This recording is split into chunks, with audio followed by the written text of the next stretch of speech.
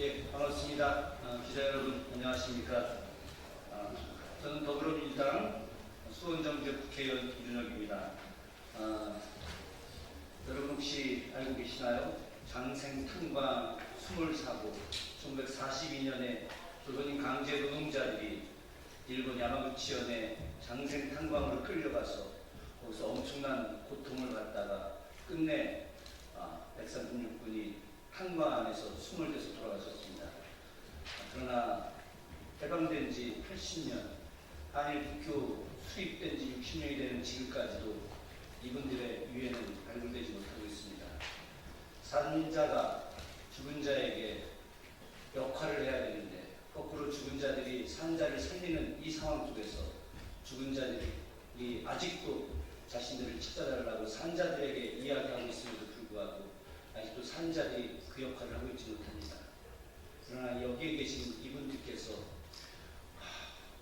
그 엄청난 세월 동안 바다 밑에서 수장되어 고통받고 계시는 그분들의 유해를 찾고자, 그분들의 명예를 회복하고자, 그분들이 어떻게 돌아가셨는지 진상을 밝히고자 노력을 해오고 계십니다.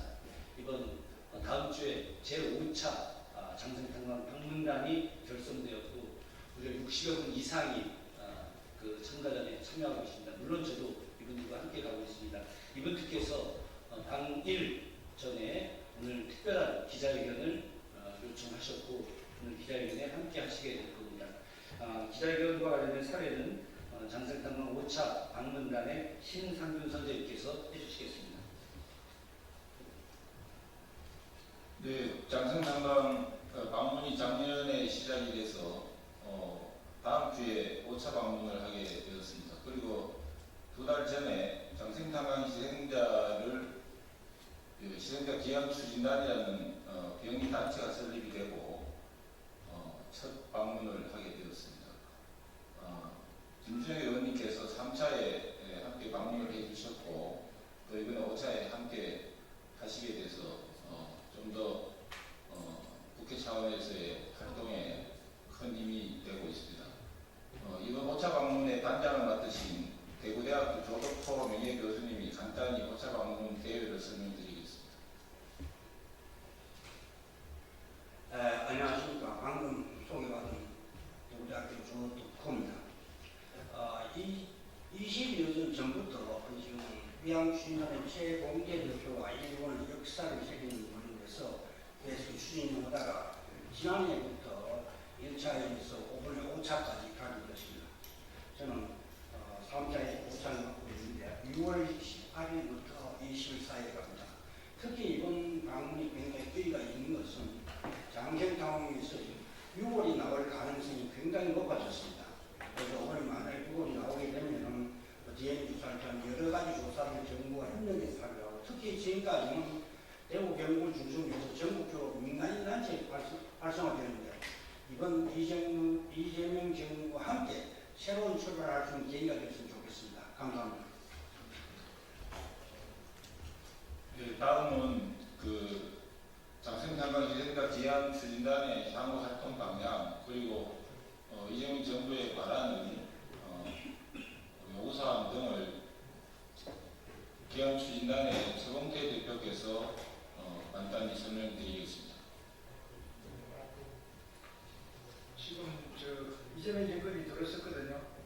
들어섰는데 지금 대통령께서 취임식 첫날 제3자 변제를 시속할 것이냐는 그런 부분 많이 지시입니다만 지리에 대해 가지고 어떻게 말씀하시냐 하면은 사죄할 것은 사죄하고 협력할 것은 협력하자 그렇게 말씀을 하셨는데 그래서 그 대통령의 대외정책과 관련되어 가지고 이게 현실화시키기 가장 좋은 게 장생탄광 방문입니다. 왜 그러냐면은 이 장생탄광에 저희 가서 만약에 6월을 찾게 되면은 이시바 총리가 사죄하지 말아야죠. 사죄를 할 수밖에 없을 겁니다.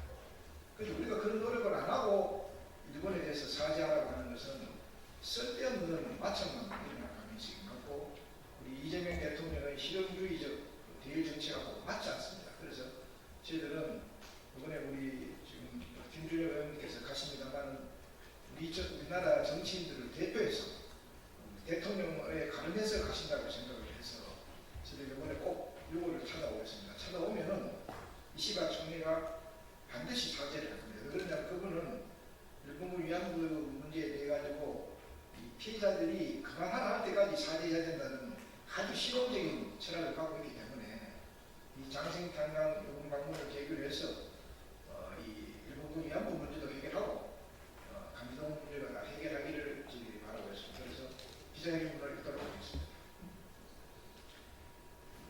장생탄강 희생자가 귀향 추진단은 2025년 6월 18일부터 2박 3일간의 일정으로 일본 우게시 장생탄강에 5차 방문을 합니다.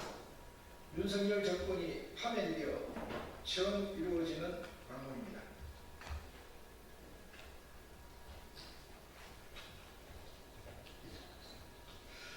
우리 방문단과 일본의 장생탄광 물비상을 역사에 새기는 시민의 모임은 이번 방문이 한일협정 체결 60주년에 처음하여 이루어져 원래 한일 간 바람직한 교류의 전념이 되고 있음에 자부심을 가지고 있으며 한일 민간의 노력으로 만든 성과를 기초로 한일 양국 정부가 노력하여 1965년 당시 미루어 두었던 과제를 인도주의, 현실주의, 미래지향의 3원칙에 의거하여 해결하기를 촉구합니다.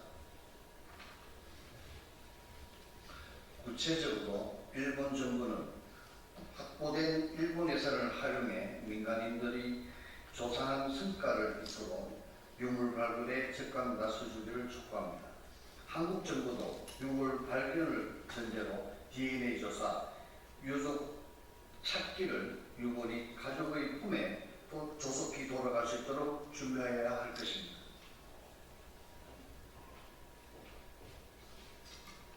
최근 일본의 이시바 수상께서도 장생탄광에 대한 한일 양국 시민사회의 노력을 고귀한 활동이라 언급하며 필요하면 현지 방문도 오실 것을 밝히셨고 이어 일본 정부 차원의 전문가 조사 여부에 대한 검토 작업에 들어간 바 있습니다. 뒤 늦었지만 인도주의 차원에서 미래의 지향적인 태도와 평가합니다. 이를 계기로 6월 발부에 유의미한 성과가 있기를 기대합니다. 이재명 신정부 역시 최근 4일 시민식에 취임하여 사과할 것은 사과하고 협력할 것은 협력하자고 제안한 바 있으니 최대한 협력하여야 할 것입니다. 이와 관련하여 장생탄광 희생자 유골 수속에 노력하고 있는 일본 시민들은 새로운 이재명 대통령 시대에 면담을 요청하고자 하고 있습니다. 이에 응답하기를 촉구합니다.